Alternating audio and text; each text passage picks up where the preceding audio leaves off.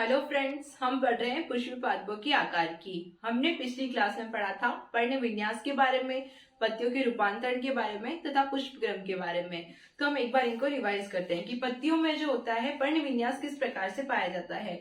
यानी पत्तियों का विन्यासित होने का जो क्रम होता है वो क्या कहलाता है? पर्ण विन्यास कहलाता है। तो पर्ण विन्यास जो होता है, पत्तियां कितने प्रकार से विन्यासित होती है? तो वो होती है एकांतर, सम्मुख तथा चक्राकार प्रकार से विन्यासित होती है। एकांतर में क्या होता है? एक गांठ यानी कि एक नोड से सिर्फ एक ही पत्ती का विकास होता है, तो हम उसको बोलते हैं एकांतर। पर्ण विन्यास किस प्रकार से होता है? जैसे ये मिडरीप है, मिडरीप में क्या होता है? ये एक नोड है, हमें ये तो पता है कि नोड या इंटर नोड से लीफ तथा पुष्प का, लीफ तथा यानी उसका फूल का या पुष्प का जो होता है इसी प्रकार से नोड या इंटर नोड से ही विकास होता है। तो क्या होता है? ये नोड है, नोड से क्या हो गया? एक लीफ निकल गई, एक नोड से सिर्फ एक लीफ निकल रही है, एकांतरण क्रम में निकल रही, एक नोड से सिर्फ एक लीफ का विकास हो रहा है। तो इस प्रकार का जो विन्यास होता है वो उनको क्या बोलते हैं? एकांतर पर्ण विन्यास। फिर होता है सम्मुख प्रकार का पर्ण विन्यास। सम्मुख प्रकार के पर्ण विन्यास में क्या होता है? ये मिडरीप है, ये नोड है, नोड से क्या होता है? दो प्रकार की पत्तियां विन्यासित हो जाती है, एक ही नोड से दो पत्तियां विकसित हो जाती है तथा वो क्या होती है? आमने सामने होती है, यानी कि सम्मुख होती है, एक दूसरे का मुख जो होता है सामने होता है, तो हम उसको कहते हैं सम्मुख प्रकार का पर्ण विन्यास। ये ऐसा गुड़हल में पाया जाता है और ये अमरूद में पाई जाती है। फिर हमने पढ़ा कि चक्राकार पर्ण विन्यास पाया जाता है, यानी कि जो एक नोड होता है उससे कई सारी पत्तियां विन्यासित हो जाती है, तो हम उसको बोलते हैं चक्राकार पर्ण विन्यास, है ना। तो हमने ये तीन प्रकार के पर्ण विन्यास के बारे में पढ़ा था। फिर हमने पढ़ा पत्तियों के रूपांतरण के बारे में, यानी पत्तियां जो होती है किस प्रकार से रूपांतरित होती है। तो हमने पढ़ा पत्तियों का कार्य क्या होता है। पत्तियों का कार्य होता है जब सूर्य निकलता है तो सूर्य की उपस्थिति में वो क्या करती है? प्रकाश संश्लेषण की क्रिया करती है, क्योंकि इनमें प्रकाश संश्लेषण की क्रिया द्वारा ये भोजन बनाती है, क्योंकि इनमें एक क्लोरोफिल वर्णक पाया जाता है ना, पर्णहरित नामक वर्णक पाया जाता है, इसलिए क्या कर पाती है? सूर्य की उपस्थिति में प्रकाश संश्लेषण की क्रिया द्वारा भोजन का निर्माण कर लेती है। तो पत्तियों का ये कार्य होता है। किंतु क्या होता है? कुछ पत्तियां होती है जो रूपांतरित हो जाती है, इनके अलावा भी कुछ कार्य करती है।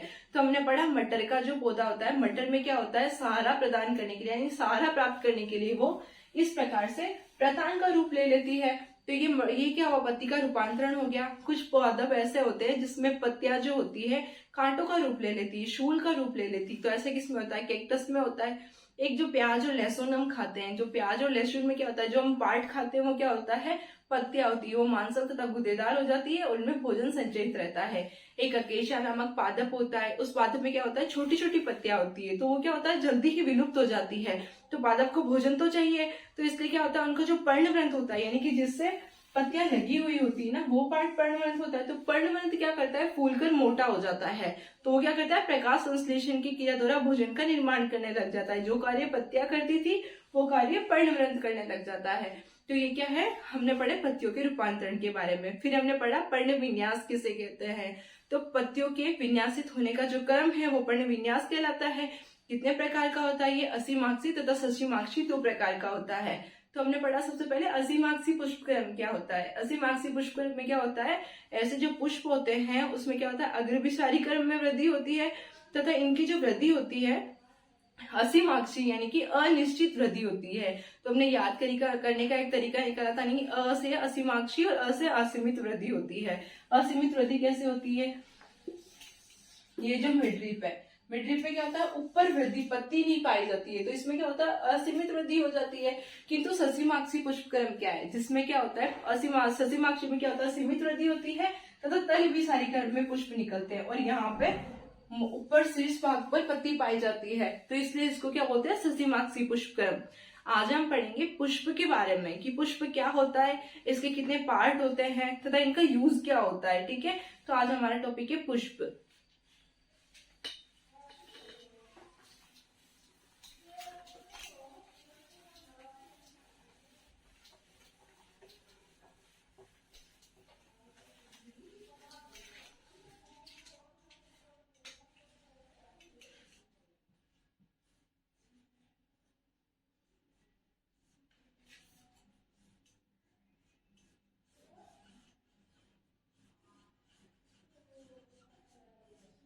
फ्लावर।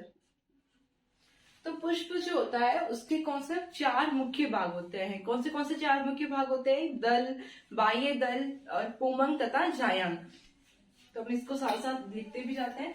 इसके 4 मुख्य भाग होते हैं, दल, बाह्य दल,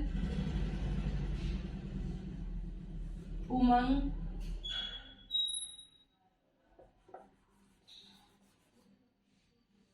बाह्य दल, उमंग तथा जायांग। दल को क्या बोलते हैं हम? कैलिक्स।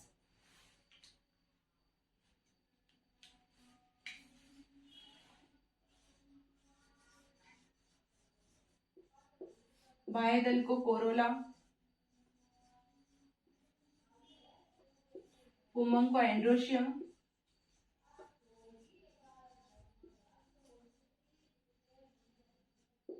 और जायंग को गाइनोशियम। इसके एक एक पार्ट को हम पढ़ेंगे।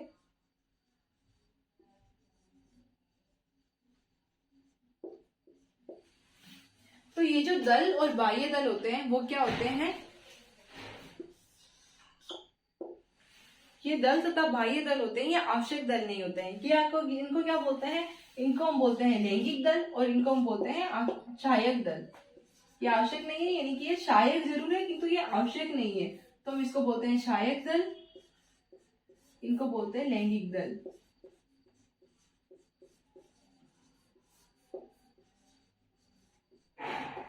तो हम सबसे पहले फ्लावर की स्ट्रक्चर बनाते हैं।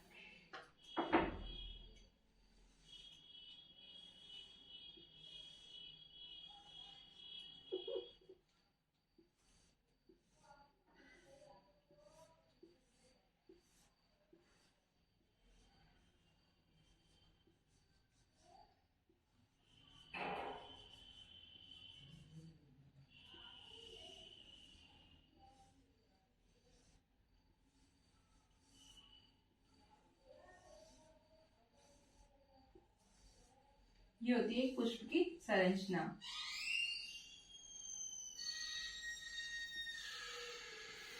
ये होती है पुष्प की संरचना। तो ये क्या होता है? ये जो सबसे बाहर का जो दल होता है वो क्या कहलाता है? बाह्य दल, क्योंकि ये बाहर है पुष्प के, तो ये बाह्य दल कहलाया। ये जो भाग होता है ये क्या कहलाता है? दल। ये बाह्य दल। ये होता है वर्तिकाग्र,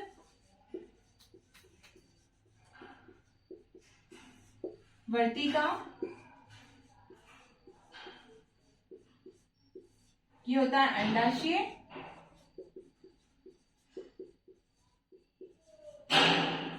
तथा इसके अंदर होता है जायांग।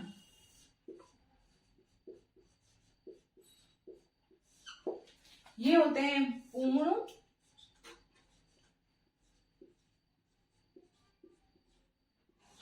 और ये जो होता है ये होता है पुंकेसर, पुतंतु।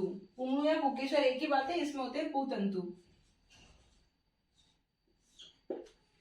जिस भाग पर पुष्प जो होता है ठहरा हुआ होता है उसको हम कहते हैं पुष्प आधार भाग। तो ये भाग क्या हो गया? पुष्प का आधार भाग।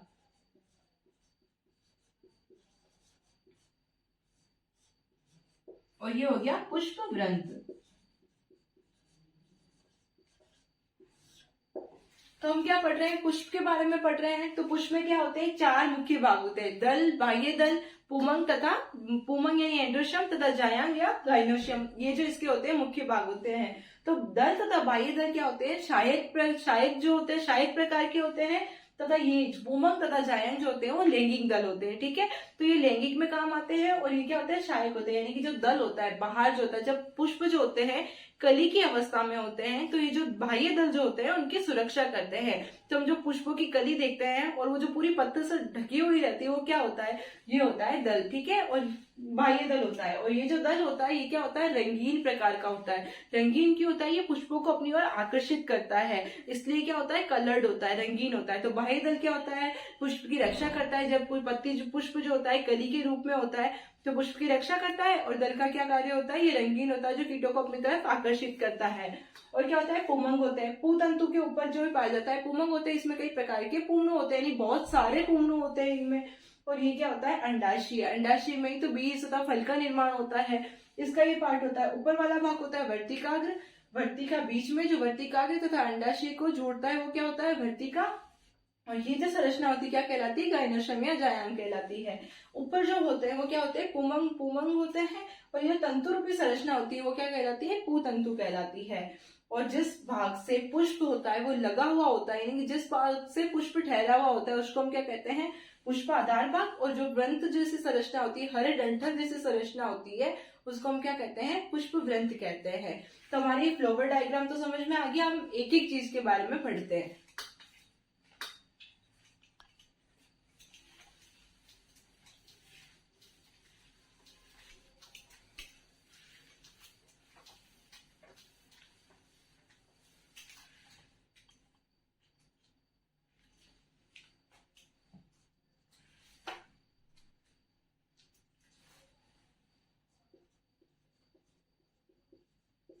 तो पुष्प के मुख्य 4 भाग होते हैं।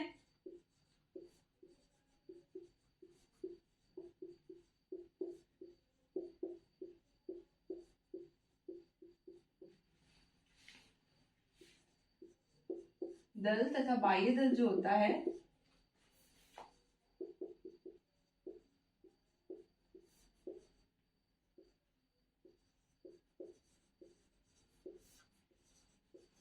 सहायक दल कहलाता है।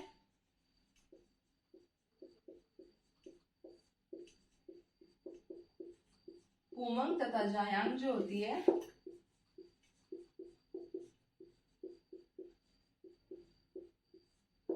लैंगिक दल कहलाता है। लैंगिक दल मान लो, लैंगिक भाग कह लो।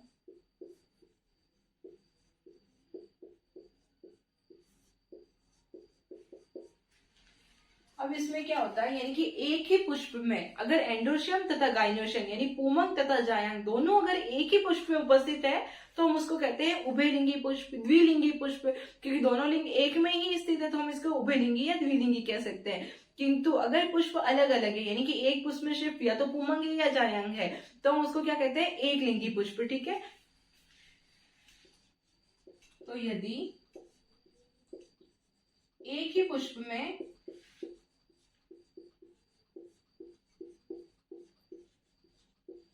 पुमंग तथा जायांग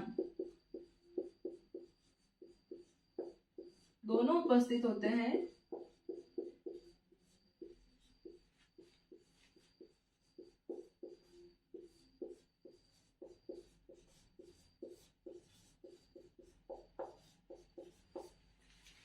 तो उसे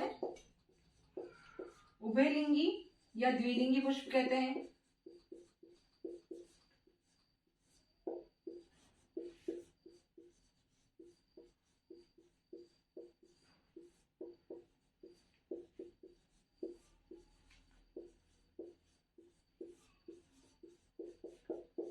किंतु एक पुष्प में सिर्फ एक ही जननांग उपस्थित हो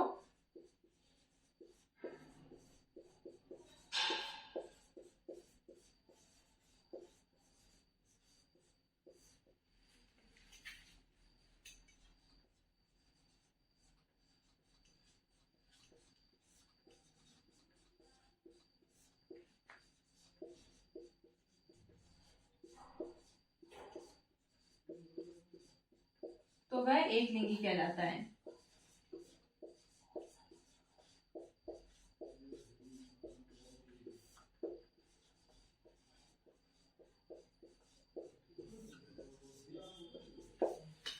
बाकी हम अगली क्लास में पढ़ेंगे।